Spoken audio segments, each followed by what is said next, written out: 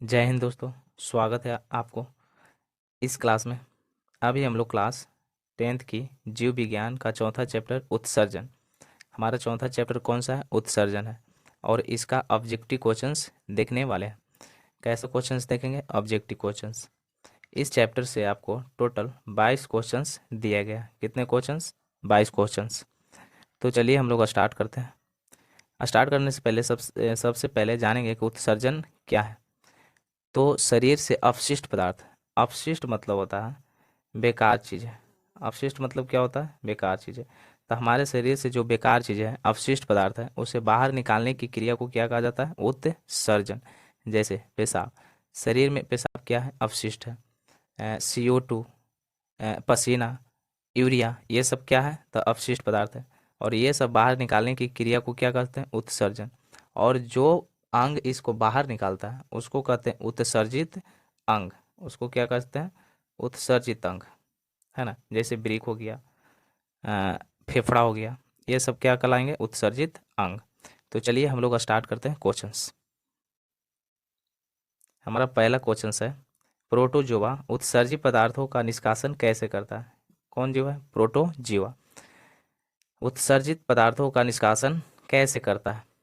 ए परासरण द्वारा, बी विसरण द्वारा, सी अवशोषण द्वारा, डी निष्कासन द्वारा। तो प्रोटोजोआ उत्सर्जित पदार्थों का निष्कासन कैसे करता है? वो करता है विसरण द्वारा। Option number B. चलिए अगला क्वेश्चन, दूसरा नंबर। दूसरा क्वेश्चन है, मानव का प्रमुख उत्सर्जन अंग निम्नलिखित में कौन है? मानव का प्रमुख उत्सर्जन अंग यानी वैसा अंग जो अपशिष्ट पदार्थ को क्या करता है? बाहर करता है। किसका? मनुष्य का।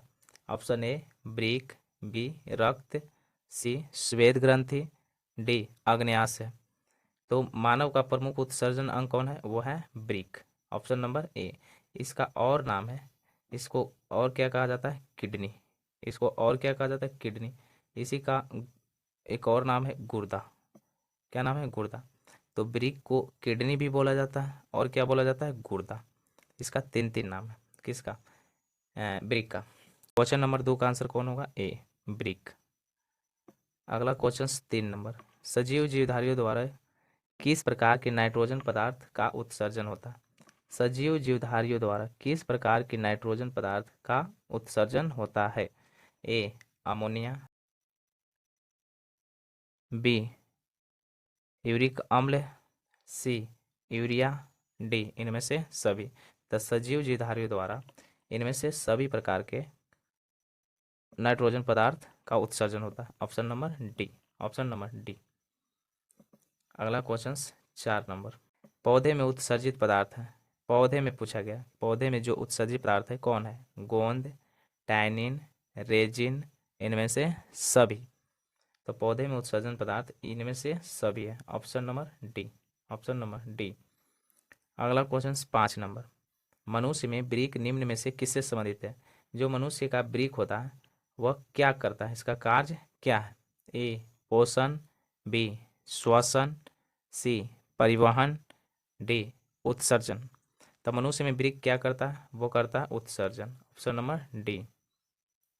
अगला क्वेश्चन 6 नंबर, निम्न में से कौन ब्रीक की रचनात्मक एवं क्रियात्मक इकाई है? ब्रीक की रचनात्मक एवं क्रियात्मक यानी ब्रीक किससे मिलकर बना होता है? ए न्यूरॉन, बी नेफ्रॉन, सी ग्लोमेरुलस, डी निलय। तो ब्रीक की रचनात्मक एवं क्रियात्मक इकाई किसको कहते हैं? नेफ्रॉन को कहा जाता है। Option B. और मस्तिष्क की इकाई किसको कहते हैं? न्यूरॉन को। अगर यहाँ पे पूछता कि मस्तिष्क की इकाई क्या होता है, तब न्यूरॉन। यहाँ ब्रीक का इकाई क्या होता है? नेफ्रॉन। Option B. अगला क्वेश्चन 7 नंबर, निम्न में कौन उत्सर्जित अंग है? क्या पूछा गया? उत्सर्जित अंग है।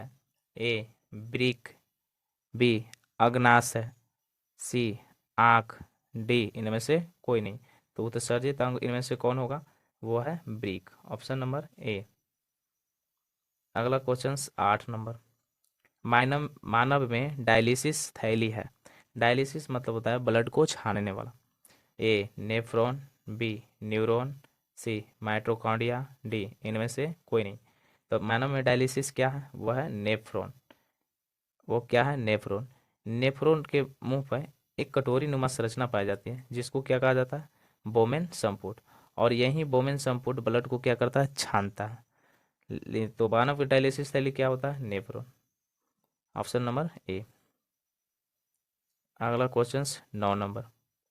मनुष्य में वृक्क एक तंत्र का भाग है जो संबंधित है। वृक्क का कार्य क्या होता है, ए पोषण से, बी श्वसन से, सी उत्सर्जन से, डी परिवहन से। तो वृक्क एक तंत्र का भाग है किसका, तो वह है उत्सर्जन से। ऑप्शन नंबर सी। वृक्क क्या करता है, यूरिया को बाहर कर देता है। अगला क्वेश्चन 10 नंबर। कृत्रिम वृक्क किन अपशिष्ट उत्पादों को रुधिर में अपवहन द्वारा पृथक करता है। रुधिर में क्या करता है, अपवहन द्वारा पृथक करता है।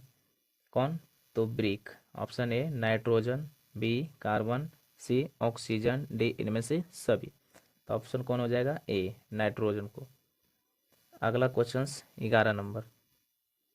मानव गुर्दे का आकार होता है यानी किडनी, किडनी का आकार कैसा होता है, ए गोलाकार, बी आयताकार, सी सेम के बीज का आकार, डी कोई नहीं। तब किडनी की आकार कैसा होता है, वो होता है सीम के बीज के आकार जैसा। ऑप्शन सी।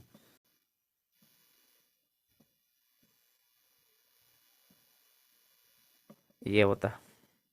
अगला क्वेश्चन 12 नंबर। निम्न में से कौन हेट्रोक्राइन ग्रंथि है। यहाँ पे क्या पूछा गया, हेट्रोक्राइन ग्रंथि किसको कहा जाता है, ए पिट्यूटरी ग्रंथि, बी यकृत, सी वृषण, डी थायराइड ग्रंथि। तो हेट्रोक्राइन ग्रंथि किसको कहते हैं, वृषण को कहते हैं। Option number C. अगला क्वेश्चन 13 नंबर। मानव मूत्र में यूरिया की प्रतिशत मात्रा होती है। पेशाब में यूरिया कितना प्रतिशत होता है, यूरिया पूछा गया। Option A 96%, B 60%, C 2%, D 10%। Urea कितने होता है, वो होता है 2%। Option C. अगर यहाँ पे पूछता है कि जल कितना प्रतिशत पाया जाता है, तो 98%। 2% यूरिया और 98% जल, किसमें, तो मानव मूत्र में। अब एक और क्वेश्चन यहाँ पे पूछा जाता है कि मानव मूत्र होता है पीला, कैसा होता है, पीला। और ये पीला होता है किसके कारण, तो ये होता है यूरोक्रोम के कारण, यूरोक्रोम के कारण। यूरोक्रोम एक पदार्थ पाया जाता है पेशाब में जिसके कारण पेशाब का रंग कैसा होता है, पीला होता है। चलिए अगला क्वेश्चन चलते हैं। अगला क्वेश्चन है 14 नंबर। निम्नलिखित में कौन एमिनो अम्ल के विखंडन से बनता है, एमिनो अम्ल के विखंडन से बनता है। A CO2, B CO, C NH3, D nitrogen. तो एमिनो अम्ल के विखंडन से क्या बनेगा, NH3। Option number C. अगला क्वेश्चन 15 नंबर। अगर किसी कारण से किसी मनुष्य का एक वृक्क, एक किडनी कार्य करना बंद कर दे तो उसका परिणाम क्या होगा। यहाँ पे पूछा गया है कि एक किडनी अगर काम करना छोड़ दे, एक किडनी क्या हो जाए, काम करना छोड़ दे, तो उस व्यक्ति का क्या होगा। ऑप्शन ए उत्सर्जन बंद हो जाएगा, ऑप्शन बी दूसरे वृक्क से उत्सर्जन होगा, ऑप्शन सी मनुष्य की तुरंत मृत्यु हो जाएगा, ऑप्शन डी इनमें से कोई नहीं। तो अगर एक किडनी कार्य करना बंद कर दे तो दूसरा किडनी और ऑटोमेटिक क्या करने लगता है, कार्य करने लगता है। तो ऑप्शन क्या होगा इसमें, बी। उस व्यक्ति का मृत्यु नहीं होगा, ऑटोमेटिक वो दूसरा वृक्क क्या होने लगेगा, वो कार्य करने लगेगा। मनुष्य में किडनी की संख्या कितने होते हैं, 2 होते हैं। एक एक काम करना बंद कर देगा, दूसरा अपने आप क्या करने लगेगा, काम करने लगा। अगला क्वेश्चन 16 नंबर। वृक्क किस जैव प्रक्रम का हिस्सा है, उत्सर्जन का। वृक्क क्या करता है, उत्सर्जन करता है। Option A. अगला क्वेश्चन 17 नंबर। रेजिन किस पौधे का उत्सर्जित पदार्थ है, ये जो रेजिन है किस पौधे का उत्सर्जित पदार्थ है, किस पौधा में से ये निकलता है। ए बबूल, बी कनेर, सी पीपल, डी चीड़। रेजिन किस में से निकलता है, चीड़ के पौधा में से निकलता है। Option D, option D. और बबूल से क्या निकलता है, गोंद निकलता है। कौन सा अवशिष्ट पदार्थ, गोंद। अगला क्वेश्चन 18 नंबर। पादप अपशिष्ट संचित रहते हैं, पादप में जो अपशिष्ट पदार्थ हैं, जो बेकार चीजें हैं, वो कहाँ संचित रहते हैं, पत्तियों में, छाल में, कोशिकीय रिक्तिकाओं में, इनमें से सभी। तो पादप में अपशिष्ट पदार्थ कहाँ संचित रहते हैं, वो पत्तियों में भी रहते हैं, छाल में भी रहते हैं, और कोशिकीय रिक्तिकाओं में भी रहते हैं। Option number D, option number D. अगला क्वेश्चन 19 नंबर, निम्नलिखित में पादप अपशिष्ट कहाँ संचित रहते हैं? वही क्वेश्चंस रिपीट हुआ है, कहाँ रहते हैं इनमें से सभी।